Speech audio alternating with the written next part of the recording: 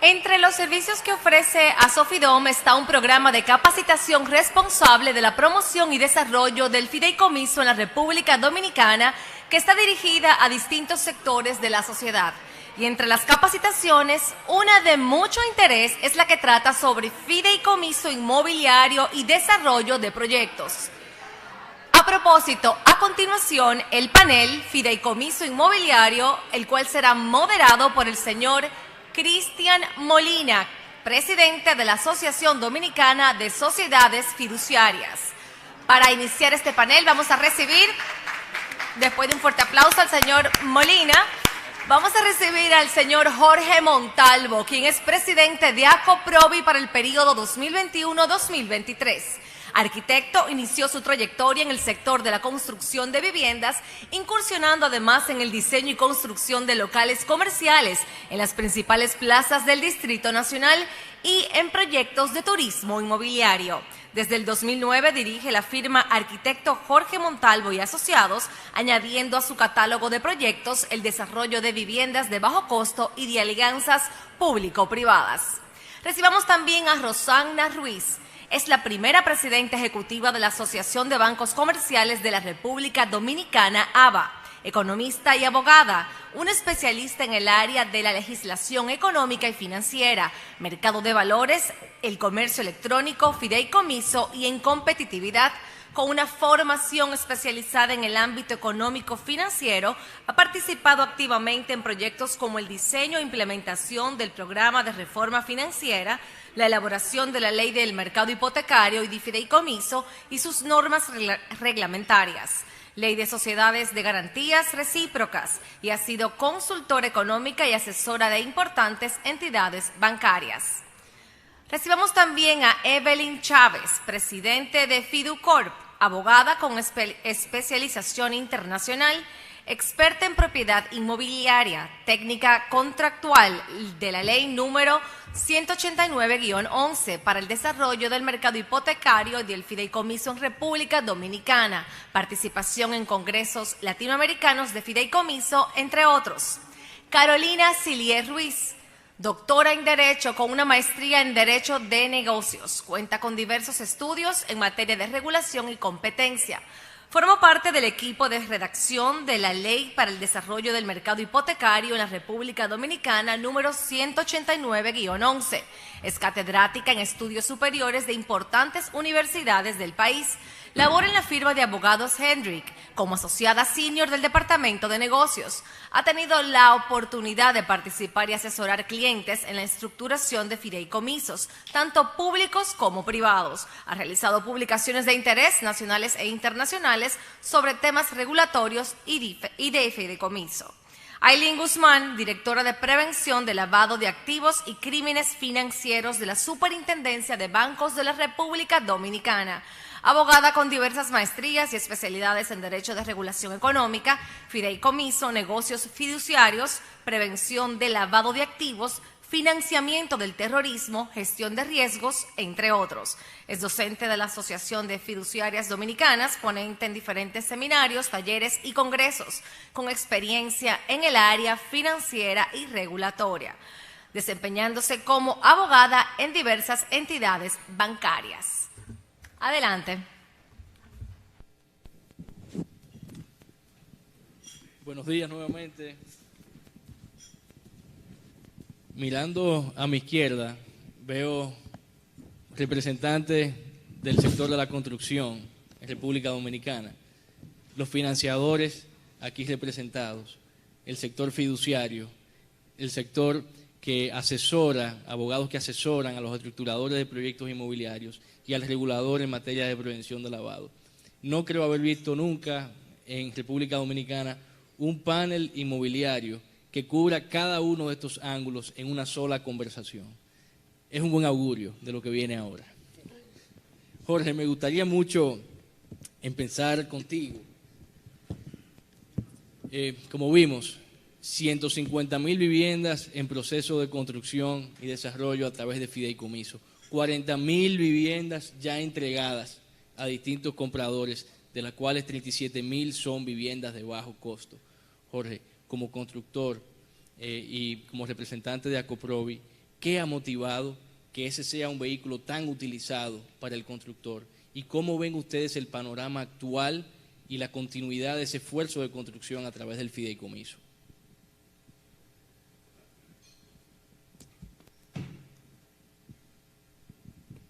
Muy buenos días a todos. Antes que nada, agradecer la invitación a Sofidom en la persona de su presidente, Cristian Molina.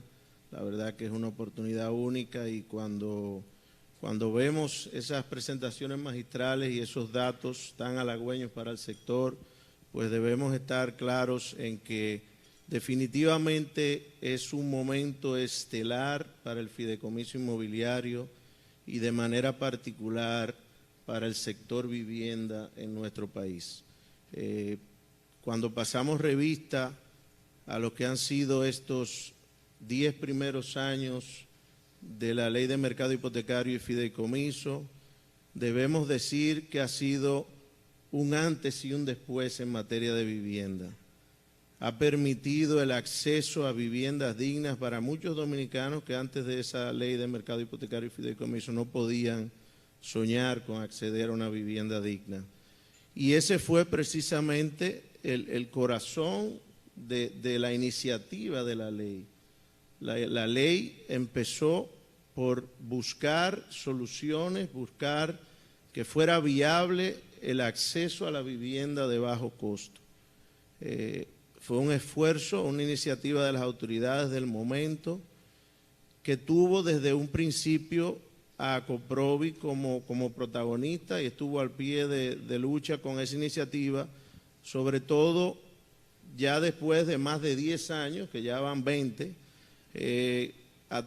tratando de lograr una ley de vivienda que ya finalmente fue conseguida y fue promulgada recientemente, pero en el momento que llegó la Ley de Mercado Hipotecario y Fideicomiso no teníamos eso, y este fue el inicio de algo importante para el sector.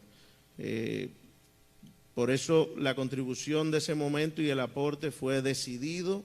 Eso se llevó a cabo durante las presidencias del ingeniero Jaime González, quien es hoy viceministro de la presidencia y ha tenido un aporte fundamental para la nueva ley la ley de vivienda que ya tenemos, y también durante la presidencia del licenciado Fermín Acosta, que nos acompaña también y que fue decisivo en ese momento los aportes de la asociación bajo sus direcciones. De igual forma, fue fundamental en ese momento la contribución de la Superintendencia de Bancos, que es uno de los auspiciadores de este evento, y ahí el licenciado Camilo pues, tuvo un rol importante para motivar y para orquestar que esta ley fuera una realidad. Entonces, aparte de lo que ha significado para fines de acceso a la vivienda de todas estas personas que han podido acceder a una vivienda de bajo costo, pues también los promotores de vivienda han encontrado un nuevo nicho de mercado que antes estaba restringido, o vamos a decir que estaba limitado a unos pocos desarrolladores que podían y que estaban trabajando el mercado de la vivienda de bajo costo. 10 años después, vemos que los promotores de proyectos de vivienda de bajo costo son decenas de promotores, que quizás antes de la ley estaban limitados a otros segmentos de vivienda media y de vivienda alta, y se han volcado a trabajar para la base de la pirámide, que es donde está el mayor déficit habitacional y es donde realmente hay que hacer el trabajo más importante para que ese déficit pueda ser paliado de manera efectiva. Como dato estadístico, aparte de lo que ya nos pasó Cristian y también la magistral ponencia en materia económica que tuvimos en la exposición que nos precedió, podemos decir que para el año 2012,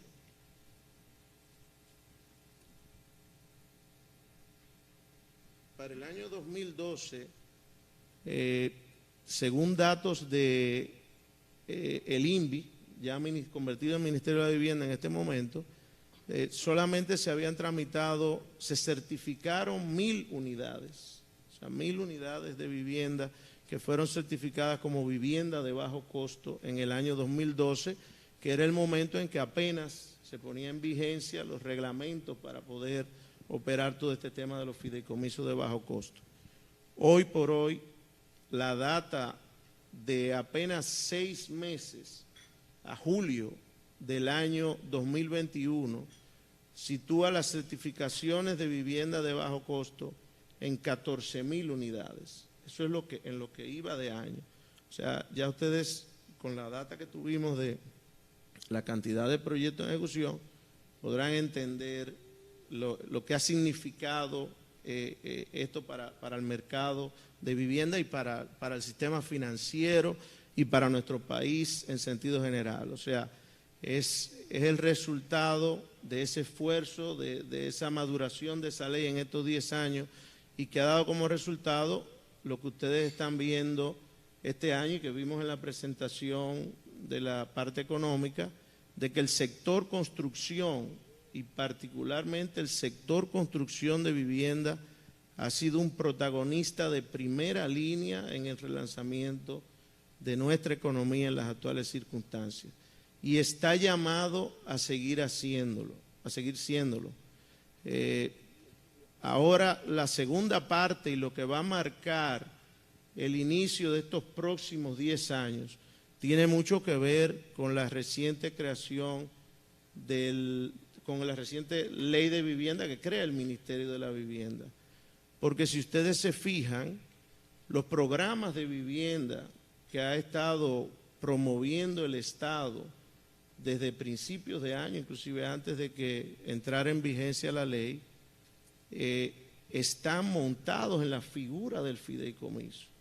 O sea que ahora más que nunca, sector público y privado están montados en un mismo barco y hay que proteger de manera decidida la figura del fideicomiso porque es la que va a hacer posible que ahora un segmento de la población que todavía, aún teniendo la ley de mercado hipotecario y fideicomiso y teniendo el esquema de vivienda de bajo costo, no había podido acceder a una vivienda porque el sector privado solo no podía.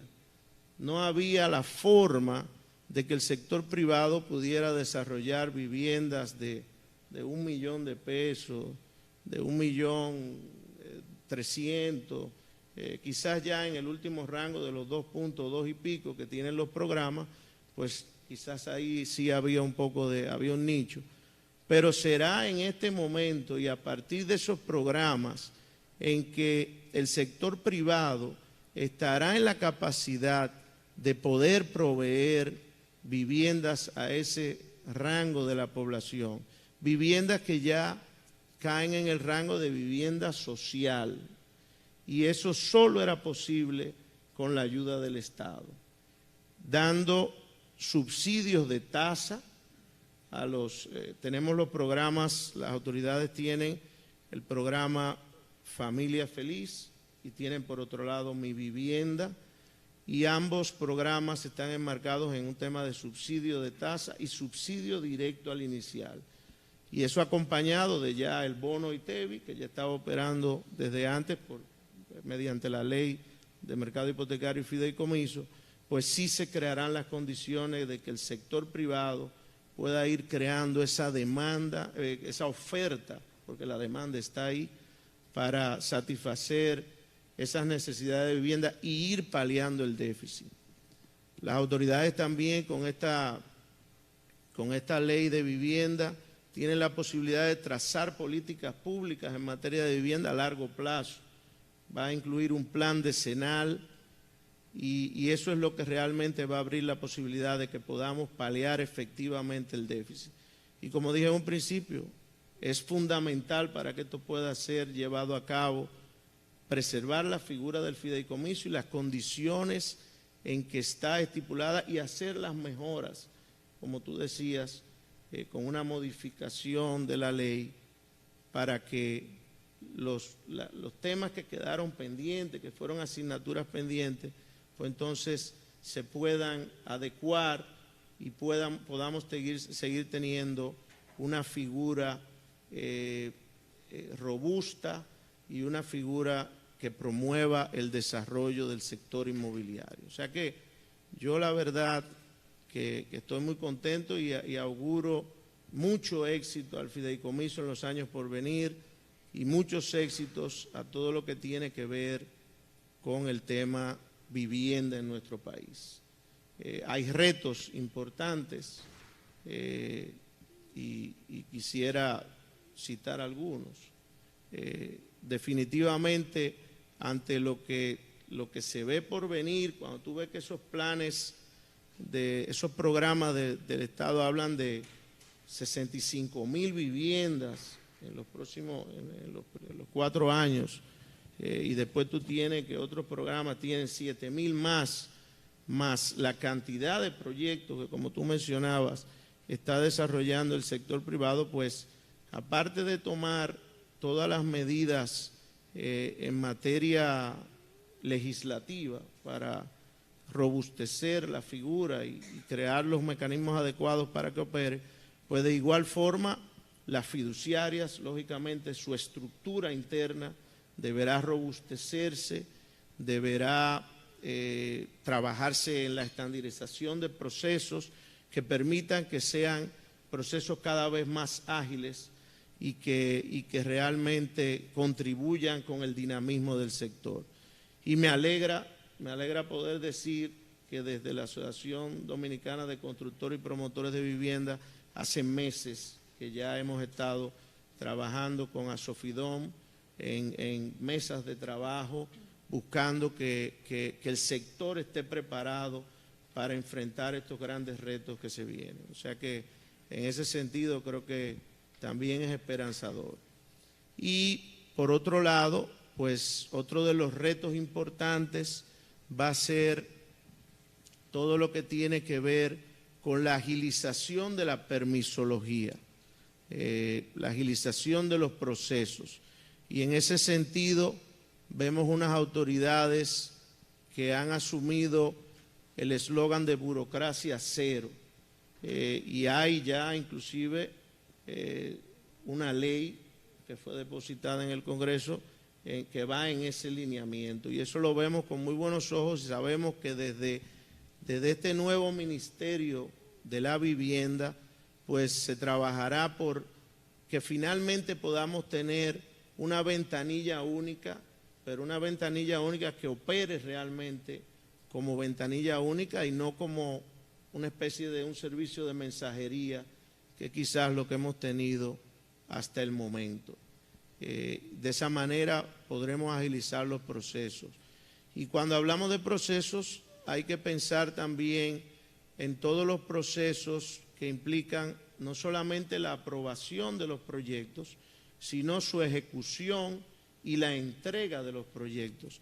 Y para la banca ya veremos la importancia que tiene en ese sentido todo lo que tiene que ver con titulación, todo lo que tiene que ver con que los títulos se puedan tener en los tiempos previstos y que tanto los promotores como la misma banca pues podamos hacer que ese círculo que se cierre rápidamente al final y se puedan hacer los desmontes de estos fideicomisos. En ese sentido va a ser muy importante la agilización de los procesos. Ahí tuvimos algunos tropiezos fruto de la misma pandemia, pero son situaciones que se han ido poco a poco normalizando y nos llena de esperanza saber que hay un plan que nos fue manifestado inclusive desde la misma DGI, de que se está trabajando en un proyecto piloto que busca que en el año próximo, tan cerca como en el 2022, podamos tener las inscripciones de hipoteca, o sea, que nos permitan tener desembolsos en 24 horas. Y yo creo que eso es fundamental. Es una meta ambiciosa la que se han puesto las autoridades, pero estoy seguro que cuentan con el apoyo de todos los que estamos aquí para que eso se pueda llevar a cabo, porque eso sería trascendental para nuestro sector. O sea que ya doña Rosana hablará con más detalle de la importancia que tiene todo el tema de la bancarización, que contribuye también al mismo tiempo de que permite que las personas tengan acceso a una vivienda digna, pues contribuye de igual manera a la formalización de nuestra economía. Y eso ya hemos visto en todos estos comentarios de reforma y cuando se ve que tenemos una informalidad de más de un 50%, pues esto tiene una importancia fundamental.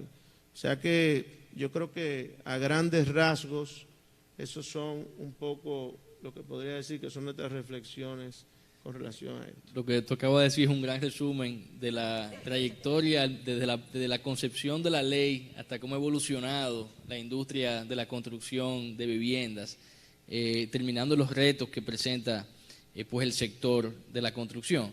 Y mencionabas muy puntualmente que ese desarrollo inmobiliario ha sido también catapultado por los mismos incentivos que el Estado ha creado. Mencionaste el bono ITEVIS, mencionaste el programa Mi Vivienda y Familia Feliz, pero me gustaría escuchar también a Evelyn, fuera de esos incentivos específicos que existen para motivar ese sector de la construcción de viviendas de bajo costo, ¿de qué manera el fideicomiso inmobiliario, como vehículo jurídico en general, pues aporta al desarrollo de la construcción de proyectos inmobiliarios?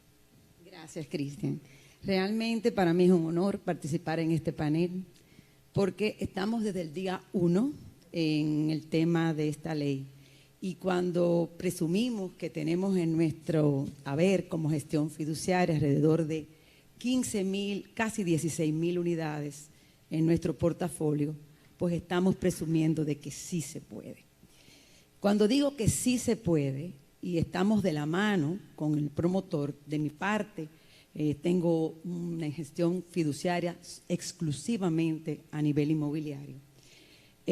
Lo principal es la buena gestión fiduciaria, basada en una transparencia, en una rendición de cuentas, en un proceso de gestión de riesgo integral y sobre todo que incluya el cumplimiento regulatorio, pero además algo muy sensible para el promotor, que es el tema de la ley 155 sobre lavado de activos.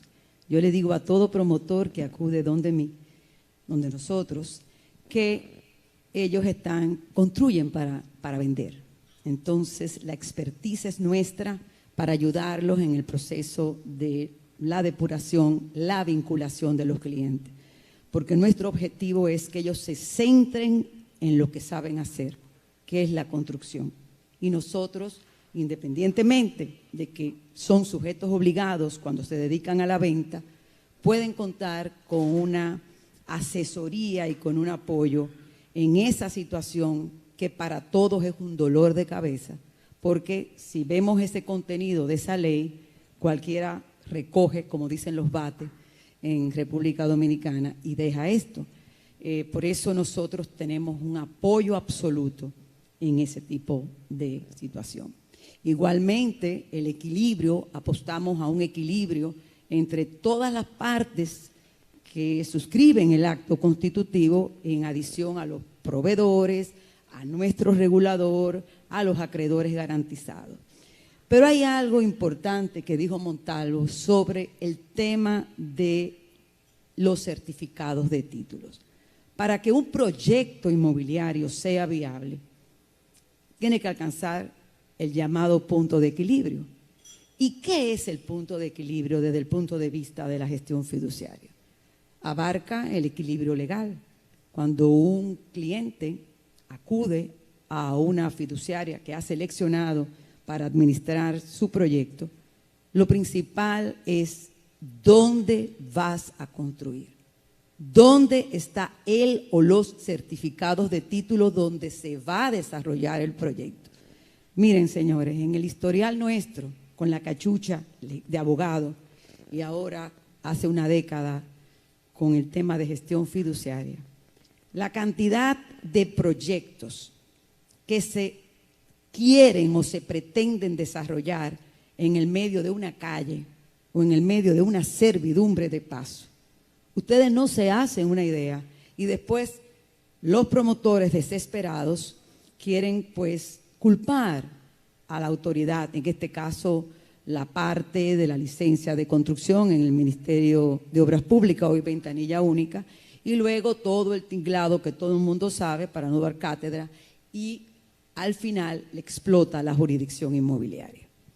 No hay manera de que los certificados de títulos de un proyecto inmobiliario esté a tiempo sin una debida diligencia legal. No hay manera porque cualquier situación, sobre todo la tendencia que es la propiedad vertical, y por tanto tiene que estar regida por la ley 5038, modificada por la 108-05, que es la que individualiza el derecho de propiedad de las unidades. No hay manera de constituir un condominio si existe una servidumbre de paso en un predial, ni mucho menos si existe una calle, que a veces la utilizan, y el proceso de desafectación de esa calle es un dolor de cabeza. Entonces, para una viabilidad de un proyecto inmobiliario, los títulos tienen que estar a tiempo, porque sin certificados de título no hay desembolso, no hay condominio, es decir, se hace el proyecto prácticamente un fracaso. Entonces, ese certificado de estado jurídico, que a veces falla, tiene que ir acompañado con un levantamiento en la sala de consulta, con un levantamiento del agrimensor que sepa de eso, que no force la situación para que pueda coincidir lo que tú tienes en título con lo que tú vas a utilizar en el proyecto que tú estás desarrollando. Sobre todo en esos proyectos integrales de bajo costo que están desarrollados en etapas. Entonces, esa debida diligencia legal constituye todo para la salud del proyecto. Igualmente, la técnica, con todo el universo que ya Montalvo ha mencionado, de la permisología, que abarca pues todo eso que también tiene una burocracia. Y sin licencia, pues tampoco hay condominio. Entonces, fíjense cómo hay una cadena de situaciones que hay que vencer. Por eso es que muchos promotores, al final del día, con el desarrollo de un proyecto, se asfixian porque comienzan la construcción, no controlan el proceso de titulación y vienen los proyectos cuando ya están terminados, no pueden recibir los desembolsos. Otro tema fundamental es el equilibrio económico y comercial que viene dado por las opciones a compra de cada adquiriente y por tanto también de cómo ese desarrollador va a enfrentar ese capital de trabajo para el desarrollo de un proyecto, porque definitivamente, por lo menos en la experiencia nuestra en materia de bajo costo, no podemos empezar con financiamiento. Tenemos que tener una reserva nuestra y luego entonces pues acudir a la banca, porque de lo contrario el tema de el inicio de un proyecto pues va más rápido a veces que todo el tema y entonces vienen las situaciones de los costos financieros. Es muy importante también el tema nuestro a nivel fiduciario porque protege al comprador, al potencial adquiriente, en manera que uno con estos puntos de equilibrio hasta que no se logren, pues el proyecto no se inicia. Si el proyecto no se puede iniciar porque se hace inviable, pues uno devuelve lo que el potencial adquiriente a través ya de un comprador con un contrato, pues ha avanzado. Igualmente, cuando se trata de una construcción en marcha, es el dolor de cabeza de una gestión fiduciaria si no pueden continuar. Por lo tanto, en el acto constitutivo debemos de prever cómo nosotros podemos tener una cláusula de salida para un promotor que fracase y nosotros poder sustituir de inmediato y poder seguir la construcción. De manera que todo eso está fundamentado en una situación donde me recuerdo al inicio que que los promotores nos decían, vamos a perder el control, ustedes van a ser los jefes, bajo ningún concepto. Nosotros no podemos sustituir al promotor. Una gestión fiduciaria enfocada a nivel inmobiliario no sustituye al promotor. Muy por el contrario, es una alianza a nivel de confianza mutua.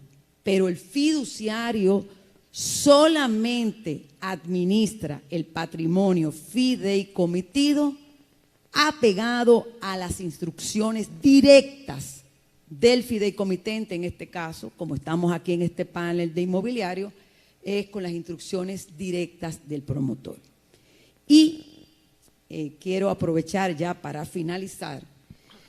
Ahora mismo todos los promotores que están aquí, los que nos están escuchando, saben que tenemos un dolor de cabeza contra cualquier movimiento que exista y que fastidie la figura enfocado a la llamada reforma tributaria. Hemos visto en el transcurso de la mañana de hoy cómo factores como una amenaza en la parte de la tasa, una amenaza que ya está, no es una amenaza, en el alza de los materiales de la construcción, todo eso incide en el tema de los desarrollos de los proyectos inmobiliarios. Si en adición a eso eliminamos los incentivos que tienen los constructores para el desarrollo, porque para nadie es un secreto que hasta el día de hoy la 189-11 está fundamentada en el desarrollo del mercado hipotecario. El fideicomiso es un instrumento accesorio a la ley y, por tanto, esos incentivos están impactando en el mercado hipotecario. Sería una idea descabellada a esta altura de la vida de ese fideicomiso, que tenemos ya una década, desmontar esos incentivos al constructor. Yo no sé si me pudieran poner una lámina para que ustedes vean, o no sé si está lista, cómo uno de los constructores líderes de este país, en el año 2008, hasta creo que el año 2012, ustedes van a ver el historial de cómo luego de la implementación de la ley, fíjense, en el año 2008 tenía una venta de 170 unidades anuales. Y así mismo iba hasta que llegó el 2012, que viene el aumento. Y para nadie es un secreto, cuando el país cerró, hasta el turismo, que se presume ahora que es el sector más preciado, se dedica 24/7 a él, pero de una manera noble en el 2020, por cualquiera de las causas que lo quieran atribuir, en nuestro caso, ese desarrollador vendió 3.651 unidades. Pueden ver el historial de ese año, donde se colapsó solamente en marzo cuando se cerró, y así con todo y un país lleno de pandemia a nivel mundial también, nunca se dejó de activar el sector. Apostamos pues a que se mantengan los estímulos, sobre todo en la vivienda del bajo costo, cuando el adquiriente o el potencial adquiriente puede vencer sus dos monstruos, que es la tasa de interés y el inicial.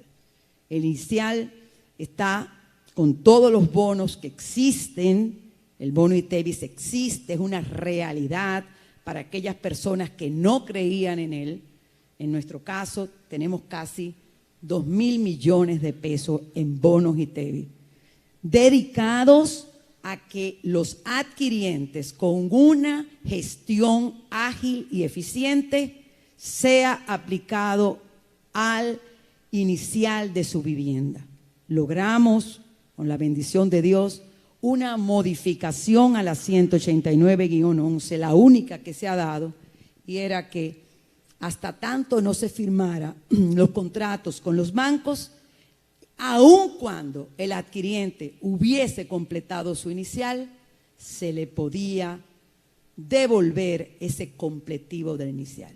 Ustedes no saben lo que significa para una persona que tiene recursos limitados, al momento de una mudanza que hay que ver lo que hacen, los sacrificios que hacen, ver de la mano 200, 150 mil pesos en cheque a su favor para completar cualquier mobiliario, cualquier reja, cualquier toldo de sus viviendas. Apostamos y apelamos a una revisión de ese bono ITEVIS, porque para nosotros es increíble cómo puede, si se aumenta el techo, el nicho de la vivienda de bajo costo, cómo pueden un legislador pretender que mientras más es el valor de la vivienda, más puede recibir una persona de bono. Ahí hay que hacer una revisión integral y debe ser proporcional a lo que el poder adquisitivo de cada persona. Mientras más barata sea la vivienda, obligatoriamente tiene que recibir más bono.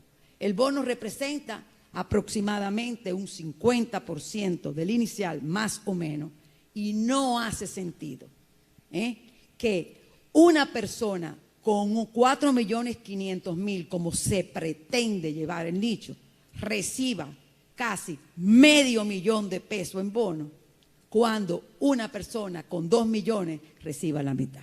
Yo creo que ese es un mensaje que puede llegar, porque debemos de aplicar la justicia social para poder ser sostenible en el tiempo. Muy importante. Muchísimas gracias. Evelyn, muchas gracias, muchas gracias. Tú mencionabas el concepto importante de lo que es el punto de equilibrio y que parecería que el fideicomiso no solamente es un tema de incentivos, sino de una buena práctica en la construcción. Carolina, pasando a tu expertise como abogada, cuéntanos un poco de por qué es relevante para un comprador entender a quién le está comprando, a un proyecto que se está desarrollando de manera directa por un desarrollador o a través de un fideicomiso inmobiliario. Gracias, Cristian. Bueno, primero que todo, muy buenos días a los que nos acompañan de manera presencial y a los que nos acompañan de manera virtual.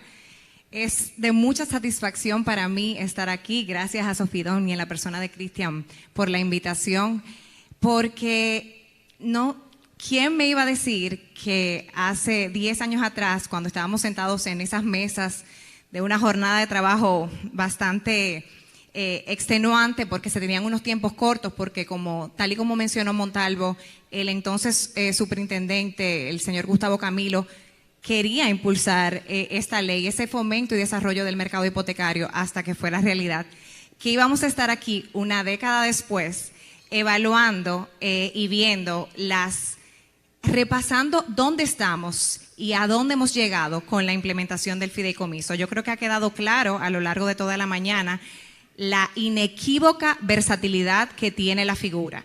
Hemos ya hablado de fideicomisos de oferta pública, hemos habló Cristian más temprano de los retos, definitivamente hay algunos, pero sin quizás tenemos una trayectoria exitosa de su implementación aquí en la República Dominicana. Y precisamente porque como lo que se concibió fue una ley de desarrollo del mercado hipotecario, yo creo que es casi consecuencial que el fideicomiso que ha tenido mayor desarrollo en la República Dominicana hasta la fecha son precisamente los fideicomisos inmobiliarios y fideicomisos de vivienda a bajo costo. ¿Y por qué es esto? Porque la única razón o la principal razón por la que tenemos fideicomisos en nuestro ordenamiento legal fue precisamente por eso. Se buscó una figura que diera seguridad al inversionista privado que quería intervenir o que pudiera intervenir en los proyectos de vivienda de bajo costo, que se fueron fomentados precisamente para paliar ese importante déficit habitacional que contábamos en la República Dominicana en ese entonces y que, aunque ha mejorado, todavía continúa vigente en la República Dominicana. Entonces, por eso vemos a mi parecer, tantos fideicomisos inmobiliarios en el país. Volviendo a tu pregunta, Cristian, me gustaría primero contextualizar, yéndonos a la jurisdicción comparada. En el caso colombiano, el profesor Rodríguez Azuero, en su libro Negocios Fiduciarios, precisamente habla sobre este tema del origen del desarrollo de los fideicomisos inmobiliarios allá en Colombia. Y él explica que en Colombia se dio un caso que pudiéramos decir muy similar al de República Dominicana, y es que iniciaron desarrollándose proyectos habitacionales e inmobiliarios en planos. Los adquirientes asumían prácticamente la totalidad del riesgo, porque incluso además de tener que pagar no solamente una cuota inicial, sino unas cuotas periódicas, aun cuando el proyecto inmobiliario estuviera en plano, también se subrogaban en el crédito hipotecario del constructor. Y entonces se crearon en ese país los llamados clubes de vivienda y se hicieron muy populares. Y aunque fomentaban el ahorro, lamentablemente, con todo tan bonito, no puede ser verdad, hubo uno de esos famosos clubes de vivienda que quebró o tuvo que cesar su actividad por estafa y tuvo que intervenir la superintendencia bancaria de ese país. Y entonces ahí es que se introduce la intervención de las fiduciarias en estos proyectos inmobiliarios. Entonces digo que no escapa a nuestra realidad porque, por lo que veo de las caras del público, ya me entenderán, son experimentados, por no decir mayores. ¿Cuántos proyectos inmobiliarios no conocíamos en la República Dominicana en los que los constructores se quedaban sin fondos para continuar el proyecto? Todavía lamentablemente pasa, aunque en menor medida. O bien habían unos temas de litigios sobre los inmuebles y se quedaba el proyecto a medio terminar, asumiendo lamentablemente los adquirientes ese riesgo, independientemente del acceso a las reclamaciones vía judicial que tuvieran. Entonces, con la introducción del fideicomiso y el desarrollo de los fideicomisos inmobiliarios en la República Dominicana, esa realidad cambia. Entonces, ahí respondo tu pregunta, porque para mí, una de las mayores, donde se queda plausible de manera más clara las bondades del fideicomiso, es precisamente en los fideicomisos mobiliarios, al contrastar su utilización versus una compra de manera directa a la constructora o de manera ordinaria, por llamarlo de alguna manera. Y es eso, o sea, la primera característica, que es una característica general, ¿verdad?, de todos los fideicomisos, esa capacidad de aislamiento de ese patrimonio fideicomitido, que es quien va a pasar a ser, una vez se alcanza, como dijo Evelyn, ese anhelado punto de equilibrio, el titular del inmueble donde se va a desarrollar el proyecto inmobiliario. Eso le da muchísima seguridad a esos compradores e inversionistas. O sea, escapa a ese riesgo de la persecución de los acreedores de ese contratista que esté de manera simultánea desarrollando otros proyectos inmobiliarios, o bien de los acreedores de los otros sujetos intervinientes dentro del fideicomiso, los patrocinadores o bien los fideicomisarios, en fin. Ese aislamiento del patrimonio fideicomitido para mí es clave a la hora de contrastar la posibilidad de implementar un proyecto a través de fideicomisos inmobiliarios o invertir en ellos o hacerlo bajo la modalidad directa. Segundo, el tema de los sujetos intervinientes. Como bien también mencionó mi querida Evelyn, el tema de la gestión fiduciaria, eso da muchísima seguridad. El hecho de que esa fiduciaria tenga que rendir cuentas, y la rendición de cuentas, ojo, en materia de fideicomisos inmobiliarios, va a variar dependiendo de la etapa en la que se encuentra el proyecto. O sea, esa sutileza que tiene, esa seguridad de ese tercero que interviene a administrar ese patrimonio, bien pudiera también, no es obligatorio, pero se utiliza mucho en los fideicomisos inmobiliarios, lo vemos muy frecuentemente, la intervención de órganos auxiliares, de comités técnicos, compuestos por distintos sujetos que tienen interés en el desarrollo de ese proyecto inmobiliario, lo hace muchísimo más seguro que una inversión bajo la modalidad tradicional. En el caso de los fideicomisos de vivienda de bajo costo, también, sobre todo en aquellos que son mixtos, o sea, en los que interviene tanto el sujeto privado como el sujeto público, vemos que hay una distribución muchísimo más clara de lo que son los riesgos que se asumen por la intervención pública, sobre todo. Para mí, los fideicomisos de viviendas de bajo costo son el primer caso positivizado que tenemos de alianzas público-privadas en la República Dominicana, mucho antes que tengamos ya de manera formal las alianzas público-privadas en la República Dominicana a través de las 4720. O sea, ahí hay una distribución clara e inequívoca de cuáles son los riesgos que asume ese particular y cuáles son esos riesgos y obligaciones, muy importantes, que asume el sector público. Entonces, yo diría que esos tres aspectos son esencialmente los que, cuando tú contrastas por qué yo quiero invertir en este fideicomiso, o bien desde cualquier aspecto, no solamente desde el aspecto de adquiriente de la vivienda, sino también desde el aspecto de patrocinador, desde el aspecto del acreedor. ¿Qué hace más viable que se desarrolle un proyecto de manera directa, o sea, a través de un contratista, o bien a través de una estructura de un fideicomiso? Pues todo lo que les acabo de explicar. Excelente. Doña Rosana, me gustaría escuchar de su parte, ¿hay alguna diferencia para la banca múltiple en su apetito y su conducta de financiación de proyectos inmobiliarios antes de la ley 189-11 y después, hasta la fecha? Bueno, buenas tardes. En primer lugar, gracias, Cristian, y a la Superintendencia de Bancos por este magnífico evento oportuno de revisar 10 años de experiencia de esta ley 189-11, que marca, como han dicho, un antes y un después en el mercado inmobiliario y en la creación de esta figura tan poderosa y con tantas potencialidades hasta el cielo, el límite, para crear todo lo que a través de esa figura pues se puede desarrollar. Efectivamente hay un apetito mayor después de la implementación de esta ley y toda su norma reglamentaria, pues como tú sabes, un elemento central en materia bancaria es la gestión de riesgo y cómo mitigar esos riesgos. En la figura del fideicomiso, por sus atributos legales, no solamente por el patrimonio separado que aísla tanto al fideicomitente, a la fiduciaria y al fideicomisario, sino también su aspecto de inembargabilidad, su irrevocabilidad, el hecho de las responsabilidades y los derechos y obligaciones inherentes a cada una de las partes intervinientes, pues dan un elemento de generación de confianza y de crear pues el ambiente para poder pues apostar al mismo.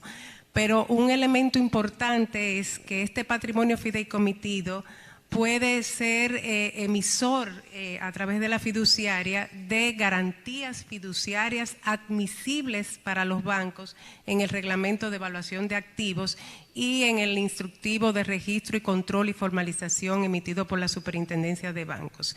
Este elemento de las garantías fiduciarias permite mitigar la cobertura en la constitución de provisiones, de manera que es un elemento que favorece. De ahí que si uno analiza las estadísticas de cómo la banca múltiple ha intervenido en el financiamiento hipotecario, vemos que del 2011 a agosto del 2021 se ha triplicado el financiamiento hipotecario tanto para los desarrolladores, los constructores, como para los adquirientes finales de vivienda. Y un aspecto revelador importante es que antes de la ley 189-11, los adquirientes de estas viviendas económicas de bajo costo generalmente no eran sujetos bancarios, no tenían acceso al crédito bancario, pero a través de la figura de la cuenta de ahorro programada y a través de la estructuración de alcanzar el punto de equilibrio en el fideicomiso y de ya generar las garantías, se dan todos los aspectos para que pueda garantizarse el largo plazo en la adquisición final de la vivienda. Pero yo, además de decir esta parte estadística de la importancia que ha tenido en estos 10 años, yo quiero dar un mensaje de la filosofía que subyace en la ley 189-11. Esta ley nace después de 50 años de tratar de incorporar en el ordenamiento jurídico esta figura del fideicomiso, después de distintas políticas públicas parciales orientadas a mitigar el déficit habitacional, después recibir muchas veces a Coprobi en el Banco Central exigiendo programas o pidiendo programas de liberación para incentivar el sector de construcción y de adquisición de viviendas. Y esta iniciativa tenía la siguiente filosofía y esquema de negocios. Era unir todas las partes para generar un círculo virtuoso al final que se tradujera en buscar soluciones al déficit habitacional, pero también a que al ahorro a largo plazo de los inversionistas institucionales, como los fondos de pensiones, pudieran canalizarse a través de instrumentos que puedan ser emitidos por instituciones como la sociedad titularizadora o como fideicomisos de oferta pública que titularicen. ¿Qué se quería al final en el término económico? Que la banca se especializara más en la generación de hipotecas estandarizables con criterios que pudieran ser adquiridas por las titularizadoras pudieran emitir instrumentos afepeables y adquiridos por inversionistas institucionales como las compañías de seguros, y esa liquidez fuera un reciclaje permanente de una generación exponencial de crédito hipotecario y también un impacto social, un impacto económico y un empuje de crecimiento sostenido con esa generación de valor constante de transformar el ahorro a largo plazo en generación de riqueza y en un crédito revolvente a través de transformar ese plazo de crédito hacia instrumentos financieros. Entonces yo creo que una década más adelante me gustaría que, además de ver estos logros ya palpables que hemos visto con las estadísticas que presentó Cristian y con las estadísticas que hemos compartido aquí los demás, pues ver 10 años después cómo ese círculo virtuoso realmente tiene de manera contundente estadísticas que mostrar, no solamente en cantidad de viviendas, no solamente en cantidad de proyectos, sino en múltiples negocios turísticos, en múltiples proyectos de ordenamiento territorial, en proyectos que conecte incluso transfronterizo a inversionistas extranjeros, de manera que podamos mostrar de manera contundente, así como lo hizo el amigo Raúl Ovalles, brillante su exposición, pues cómo el aporte de la industria del fideicomiso al PIB, a la generación de riqueza, a la generación de valor agregado, a la generación de empleo y a convertir ese ahorro a largo plazo en desarrollo económico social. Muy bien, muy bien. Ailín, me gustaría terminar con la visión del supervisor en cuáles son los riesgos del punto de vista de prevención de lavado de activos y financiamiento del terrorismo que ve el supervisor en esta industria, particularmente en el fideicomiso inmobiliario, y cómo se podrían mitigar esos riesgos. Bueno, buenas tardes a todos y gracias a Sofidón en la persona de Cristian Molina por la oportunidad. Honrada también de compartir panel con tantos profesionales que admiro y respeto. Lo primero es que el lavado de activos es una actividad que siempre está en constante evolución. La industria criminal siempre está siendo optimista 2 pasos más adelante de aquellos que luchamos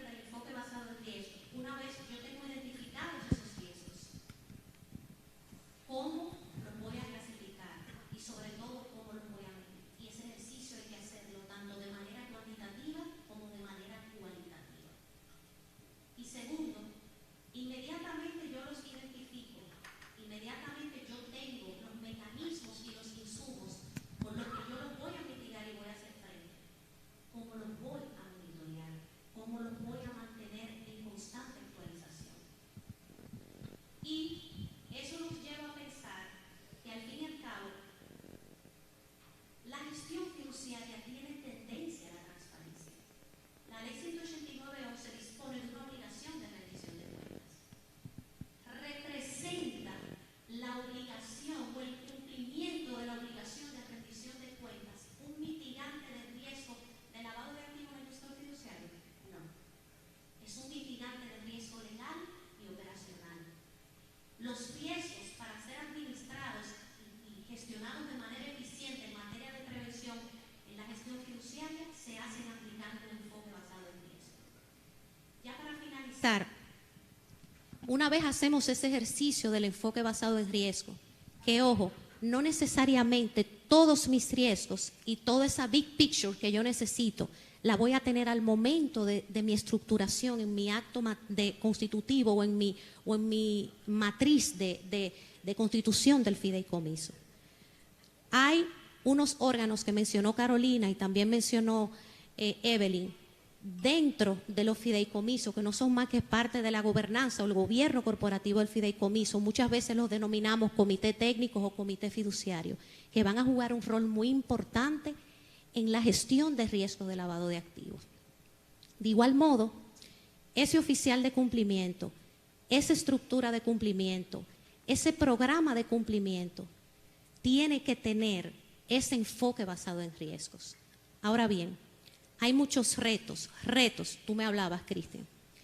Generalmente se piensa que aquellas fiduciarias que pertenecen a un grupo económico tienen hasta cierto punto una ventaja competitiva respecto de las que no pertenecen a un grupo económico. Les puedo decir que hasta cierto punto eso es cierto.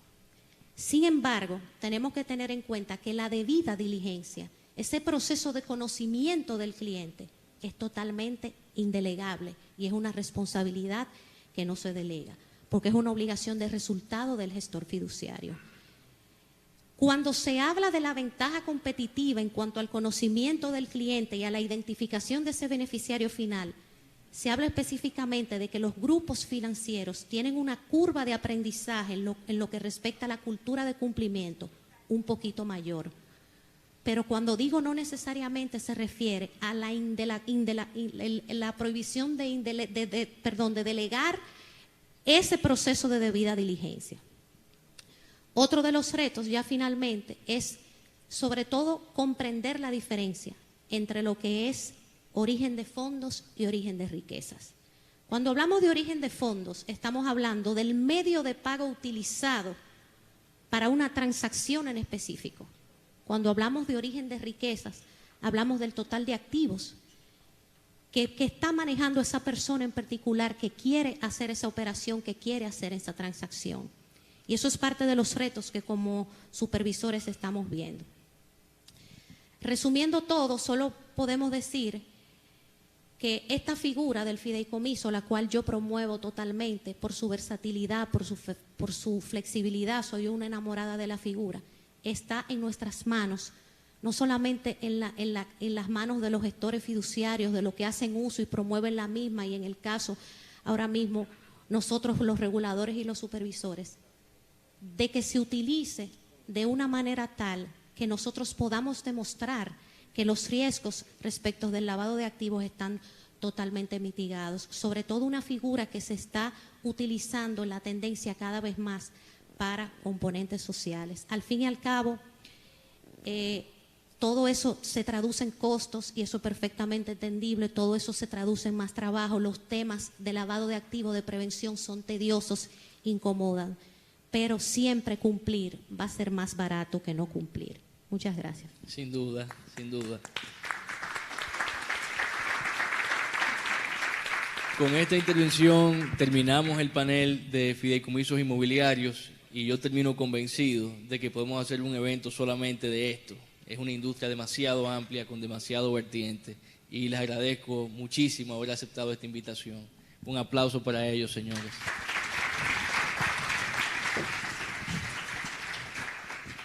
Muchísimas gracias a nuestros panelistas, los señores Jorge Montalvo, Rosagna Ruiz, Evelyn Chávez, Carolina Sillier, Ailín Guzmán y Cristian Molina en calidad de moderador.